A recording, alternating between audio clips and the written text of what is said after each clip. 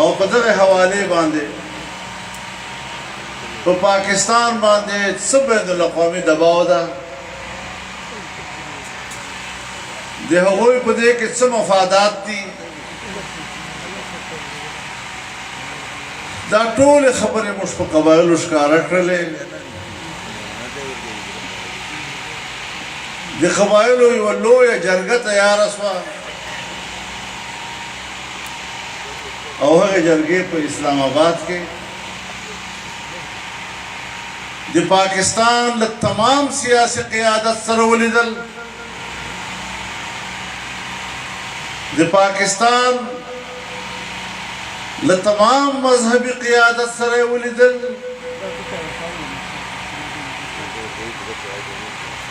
که قوم پرست جماعتونه وو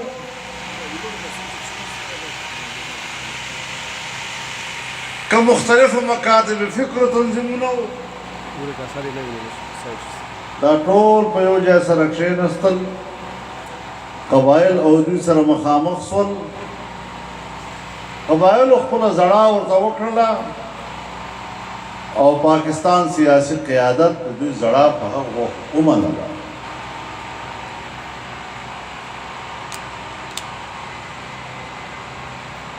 لیکن چونکه په داخل کې هم یو ریاستی دباو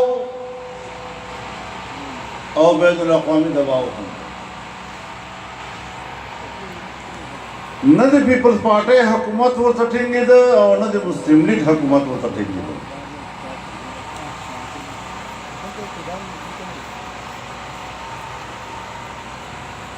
او دا به ویل چې FCR یو تور قانون یو لعنت موږ له دغه قانون نه ځان خلاصول غواړو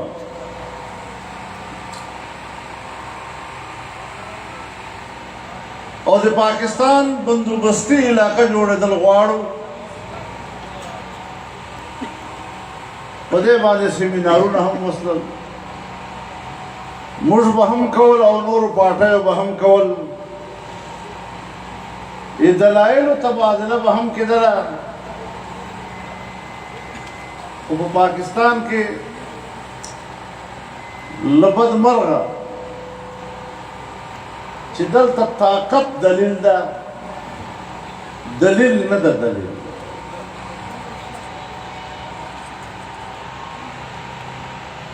هره خبره په قوم باندې په زور منل په هره خبره کې جبر کول او بیا په قوم باندې مسلط کول او چې بیا کوم خلک د قوم خیرخواهي هغه په دغه رنګ ورته پیښوي چې موږ خو تاسو شنو باغو طرف ته روان کړي یې دا خلک خو جوړه تاسو هغه خوشحاله مستقبل تباه کوي موږ نوجوان نسل ته هم دا سبق ور زده کړل موږ مشرانو ته هم دا خبر ور زده کړله په کالجونو په یونیورسټیو کې د موږ نوجوانان هغو هم دغه فکر او دماغ جوړ کړل چې ګنې موږ په یو ډېر خوشحاله مستقبل ته روان یو او دا خلک موږ له هغې پاته کول غواړي د مغربي تهذیب یو بنیادی علامه دا ده چې دا نسلونه جلا کړي او نوجوان نسل وایي چې مشرانو خپله عیاشي وکړله خپل عمر یې تېر کړ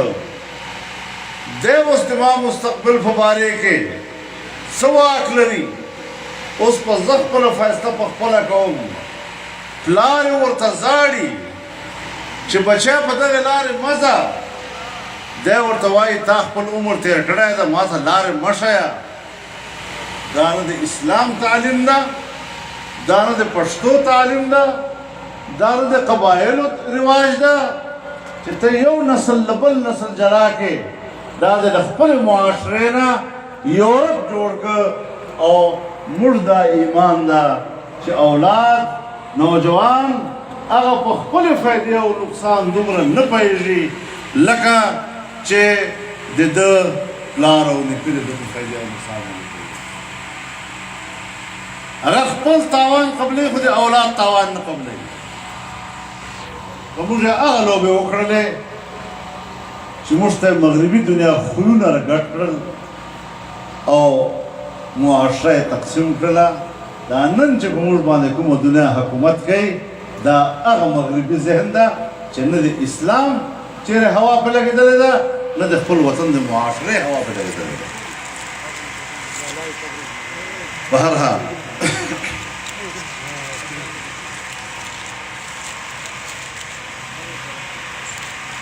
قبائل کے انضمام کا فیصلہ کیا.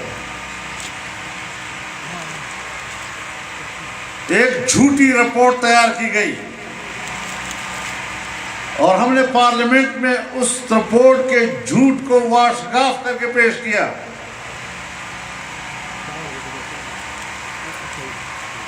اور کوئی ان کے پاس جواب نہیں تھا. یہاں تک کہ حکومت مان گئی کہ ہم انضمام نہیں کریں.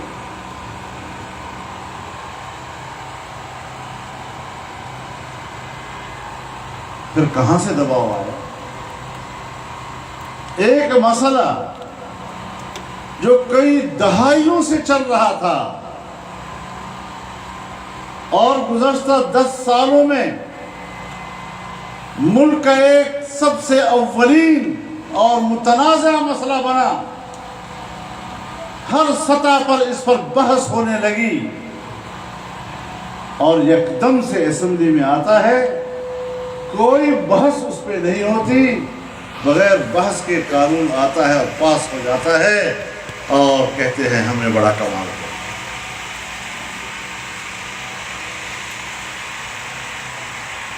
ہم نے ان سے یہ بات بھی کہی کہ آپ اپنی رپورٹ میں خود کہہ رہے ہیں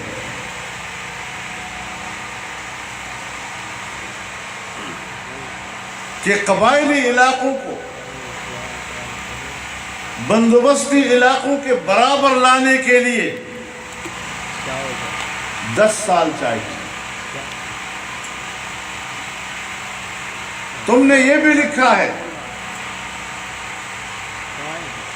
کہ قبائلی علاقوں کو 10 سال میں 1000 ارب روپیہ دیں گے. ہر سال 100 ارب روپیہ, جس میں سڑکیں بنیں گی, اسکول بنیں گے, کالجز بنیں گے, ہاسپٹل بنیں گے, لوگوں کا معیار زندگی اوپر جائے گا اور پھر یہ سیٹل علاقوں کے برابر آ جائیں گے اور مقابلے کے امتحانات میں قبائلی نوجوان یہ بندوبستی علاقے کے نوجوانوں کا مقابلہ کر سکے گا.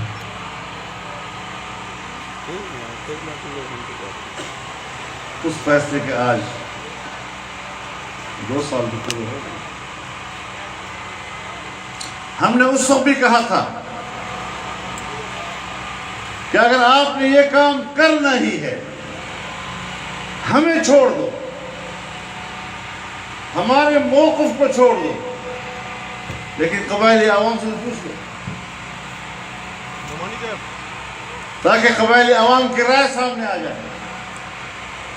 اور ہم نے یہ بھی کہا تھا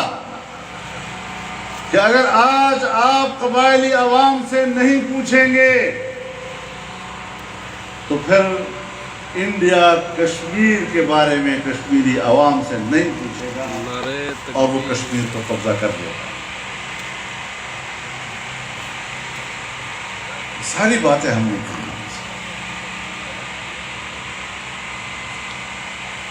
پاکستان میں قبائلی علاقوں کی فاٹا کی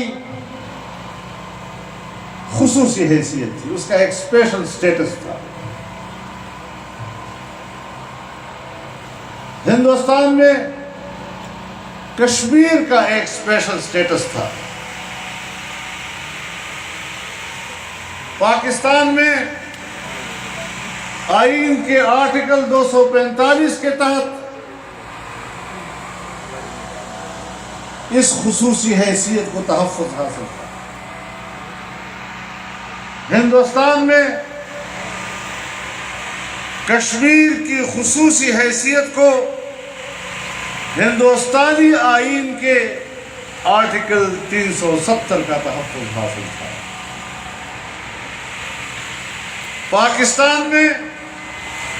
ہماری پارلیمنٹ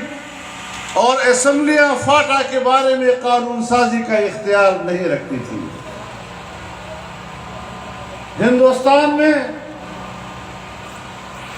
ہندوستان کی پارلیمنٹ کشمیر کے بارے میں قانون سازی کا اختیار نہیں رکھتی تھی۔ پاکستان میں پاکستان کا آئین غیر مؤثر تھا۔ ہندوستان میں کشمیر کے اندر ہندوستان کا آئین غیر مؤثر تھا۔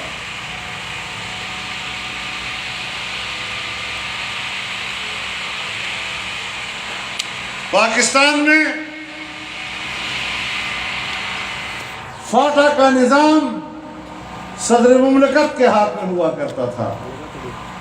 اور بواسطہ گورنر کے وہاں کام چلاتا تھا۔ ہندوستان میں ہندوستان کے صدر جمہوریہ براہ راست کشمیر کے معاملات پر اختیار رکھتا تھا اور کشمیر کے وزیر اعلیٰ کی وساطت سے کام چلاتا تھا۔ برابر کے سٹیٹس تھی۔ ہم نے کہا کہ فرق ایک ہے کہ خطہ کشمیر کو بین الاقوامی دنیا متنازع کہتی ہے۔ فاٹا پہ ابھی یہ نام نہیں ہوا کہ یہ متنازع علاقہ ہے، لیکن شاید اس اقدام کے بعد یہ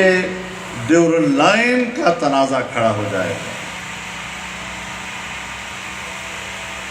لہذا خدا کے لیے آپ ان قبائل کو اور پاکستان کو اس مٹی سے دوچار نہ کریں، لیکن کر دیا اس کو خون درکڑ آئی گئی انضمام خون نوچا کا گنا ہو سے پیسے درکڑے چرے یو سڑک جوڑ کر ہاں نستا یو سڑک نستا ریاکشن یو ہوتا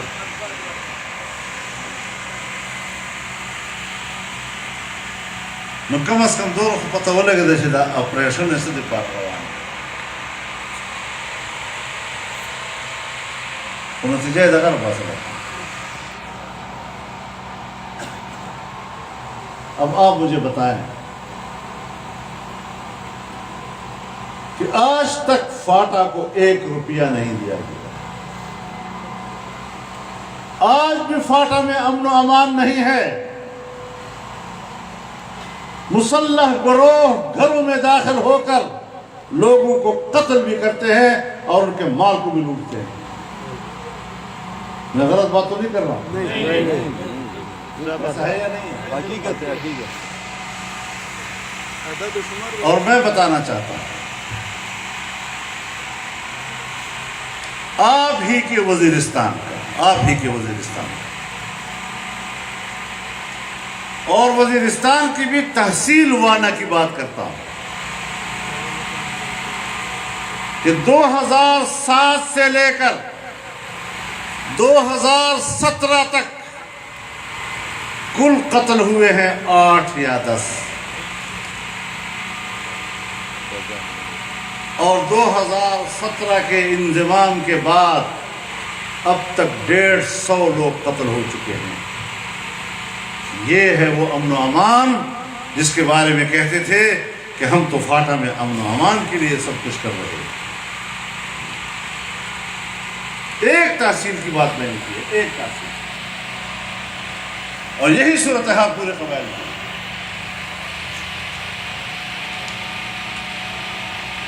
اب سیاسی حوالے سے اگر سینٹ میں آپ کی 8 یا 12 نشستیں تھیں، سب کے سب ختم ہو،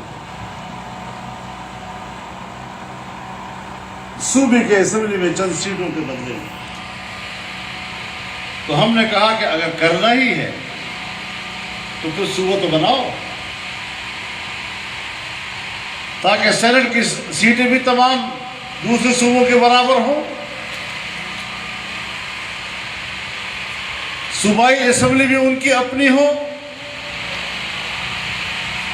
وزیر اعلیٰ بھی ان کا اپنا ہو، گورنر بھی ان کا اپنا ہو، اور NFC ایوارڈ میں ان کو وہی حصہ ملے جو دوسرے صوبوں کو ملتا ہے۔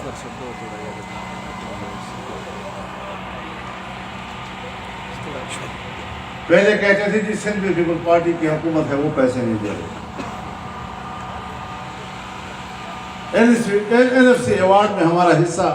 وہ نہیں ڈال رہے ہیں فاٹا کے لیے۔ اب تو 3 صوبے آپ کے ہاتھ میں ہیں،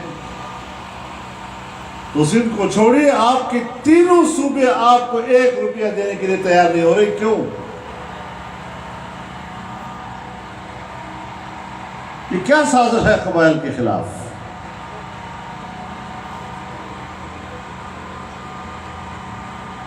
اب جب آپ نے انضمام کر ہی دیا ہے تو پھر ان کے ساتھ رویے بھی آپ کے قانون کے مطابق ہونی چاہیے۔ پھر جو لوگ اٹھائے گئے ہیں، لاپتہ ہیں، اداروں کے ہاتھ میں ہیں، ان کو تو قانون کے مطابق عدالت کے سامنے پیش کرو، اور جب دباؤ بڑھتا ہے تو پھر ہم دیکھتے ہیں کہ میدانوں میں، صحراؤں میں، روڈوں کے کناروں پر لاشیں پڑی ہوتی ہیں، تاکہ لوگ چپ ہو جائیں کہ بھئی ہمارے لوگوں کو مرنے نہ دو، کسی دن کو ذرا جائے۔ یہ ایک آزاد ملک کی علامت ہے، یہ کسی آزاد ریاست کی علامت ہے یہ باتیں؟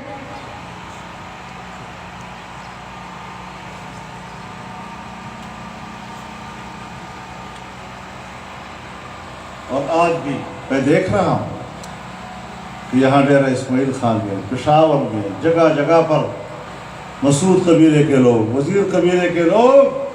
وہ اپنے گھروں کے جو مسمار کر دیے تھے اس کے معاوضے مانگ رہے ہیں، اور وہ ان کو نہیں مل رہے۔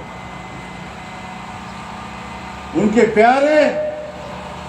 ان کے لیے وہ مطالبے کر رہے ہیں، آج ان کے پیارے ان کو مہیا نہیں کیے جا رہے۔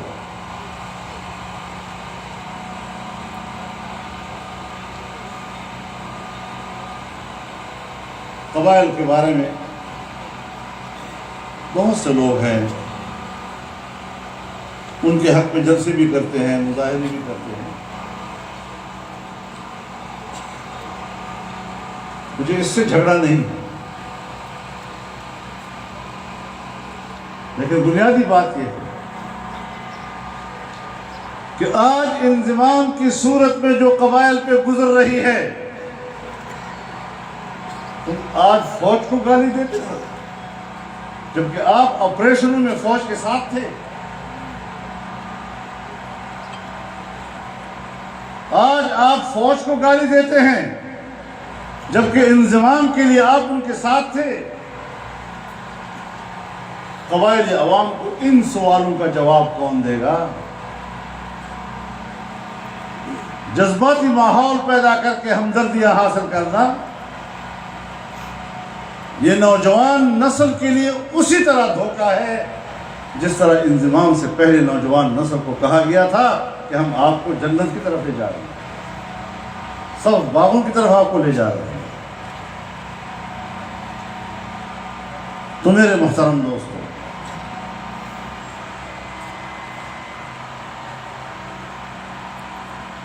جو ملک میں ہو رہا ہے، کبھی سوچا تھا آپ نے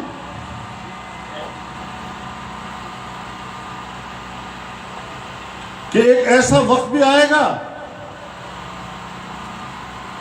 جب عام آدمی بھوکوں مرے گا؟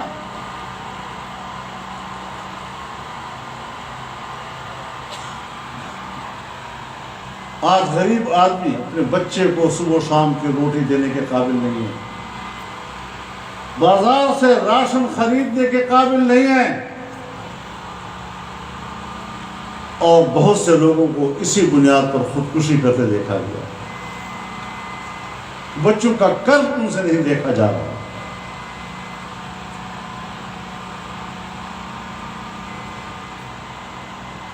مجھے خود کچھ لوگوں نے کہا کہ ہم اسلام آباد آنے کو تیار ہیں، اپنے بچوں کو لے کر آئیں گے اور ہم کتبہ لگائیں گے کہ بچے برائے فروخت، ہم اپنے بچوں کو روزی نہیں دے سکتے.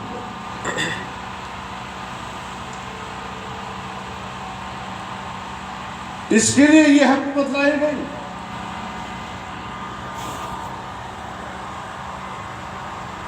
تو ہم نے بجا طور پر کہا تھا کہ یہ حکومت ناجائز ہے. پاکستان کا اگر آئین ہے اور قانون ہے تو پھر قانون کے مطابق ہونا چاہیے. اگر پاکستان جمہوری ملک ہے تو پھر حکومت جمہوریت کی بنیاد پر ہونا چاہیے. پھر الیکشن میں دھاندلی نہیں مانیں گے. آپ کا ووٹ چوری کیا جاتا ہے اور آپ کو اپنے ووٹ کے تحفظ پر کوئی قدرت حاصل نہیں.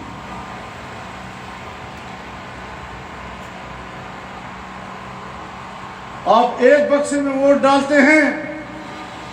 ووٹ دوسرے بکسوں سے نکال کر گنا جاتا ہے.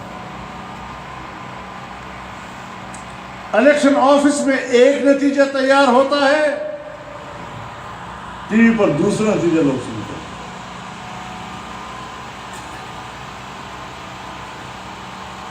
یہ الیکشن ہوتی ہے.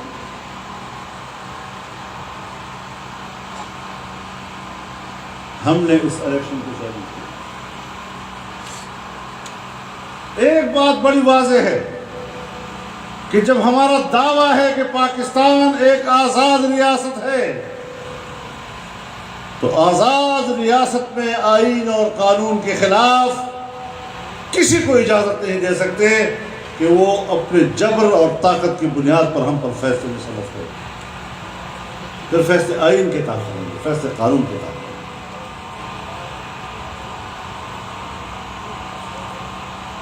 پورے پاکستانی قوم کو غلام تصور کیا جائے کہ جیسے ان کا کوئی اختیار ہی نہیں. اور میں نے خود سنا ہے بڑے بڑے ذمہ دار لوگوں کو، جس وقت میں نے کہا کہ قبائل سے پوچھ لو، ریفرینڈم کراؤ، تو بڑے ذمہ دار لوگوں نے کہا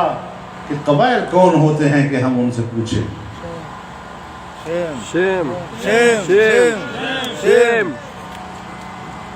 یہاں تک ہم نے سنا.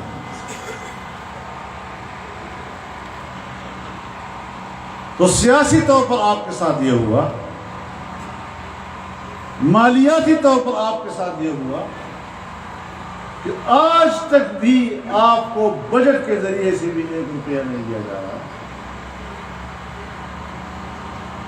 آئندہ بھی کوئی امید نظر نہیں آ رہی.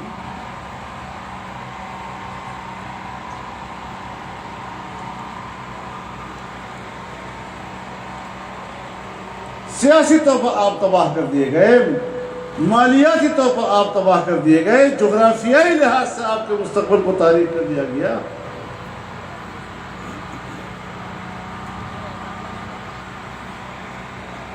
کس کس بات کو ہم روئیں؟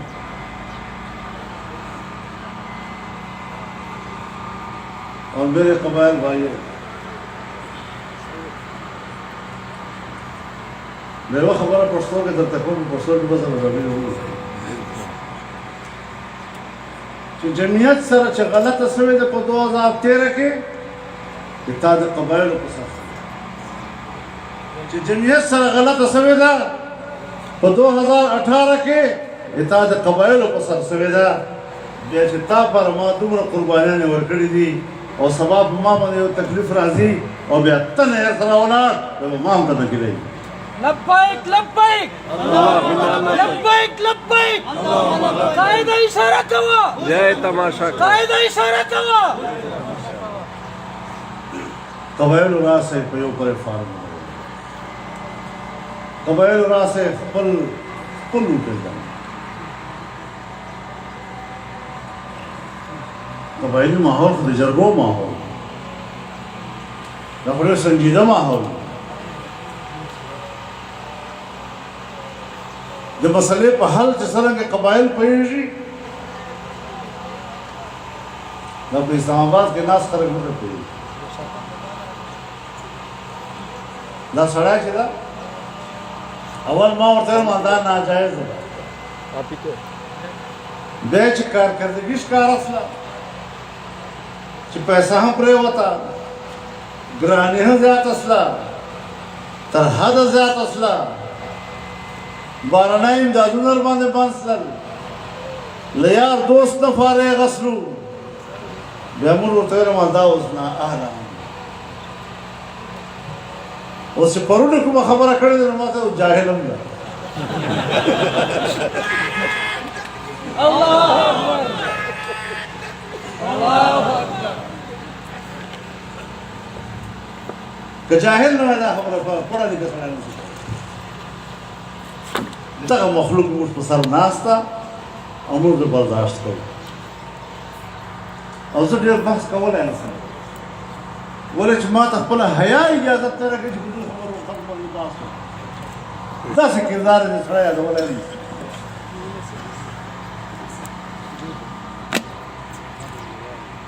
او دا هغه چرګې دي چرګې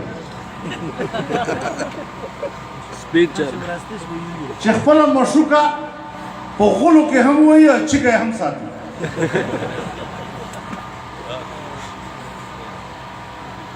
دا خلک په ککړې مشوکه شرمېږي نه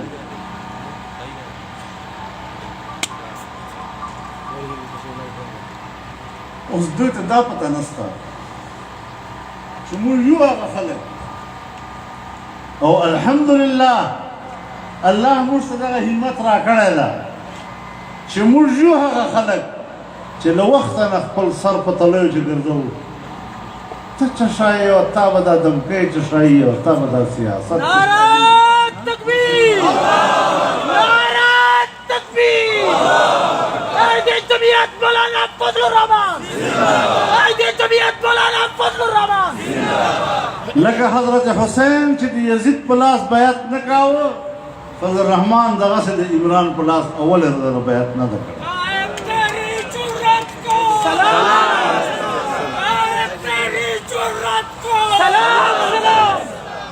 او د تا ناجایزه اقتدار ختمولو لپاره چې له ما هر څه پوره یې کوم دی د آیین او د قانون په دایره کې او که دې ته بغاوت څوک وایي سل وارې دا بغاوت کوم نعره تکبیر نعره تکبیر قائد ملت اسلامی حضرت مولانا فضل الرحمان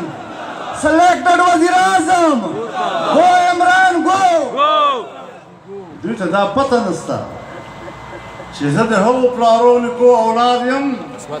چې په بلې روب اچولی ده او خپله د چا روب نه ده قبول کړی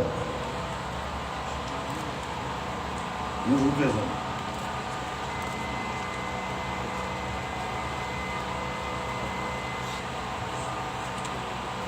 دا چک ولې ولمو ته یې څوک د ناجایزه اقتدار په سر باندې خلکو ته دمکیانې ورکړې بې غیرته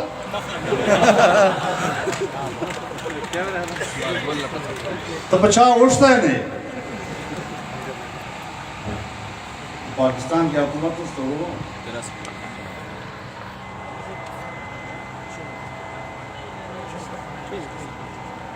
په پاکستان کې نن هم ماشاءالله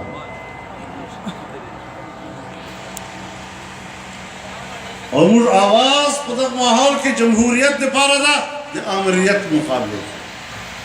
آئین او قانون دپاره ده د لا قانونیت مقابل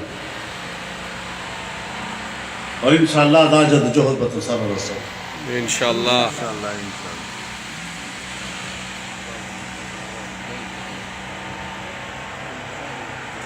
په پاکستان کې موږ 14-15 میلیون معاشونه وکړو په هغو کې د عوامو شرکت تاریخي شرکت بیا په آزادي مارچ کې د تمام پاکستان خلکو شرکت ذهن جوړ کړ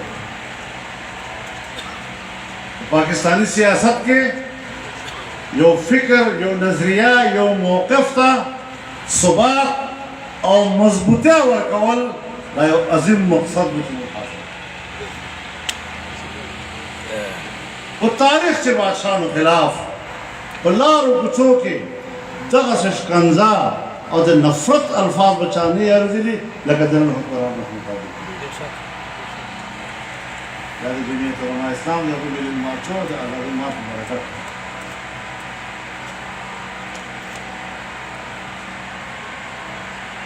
او که د څو مشرانو په لارې کې مونږ پرېښودو په کار و چې مونږ قدم درېدلی وه مونږ مایوسه سوي وو خو نه مو قدم درېدلی ده نه مایوسه یو مونږ نن هم پاکستان عوامو سره وږي ټولې قوم سره ولاړ ده آج بھی ہم بھوکے پیاسے مفلوق الحال عوام کے ساتھ ہیں آج بھی ہم ان کا مقدمہ لڑ رہے ہیں غریب آدمی آج زندگی نہیں گزار رہا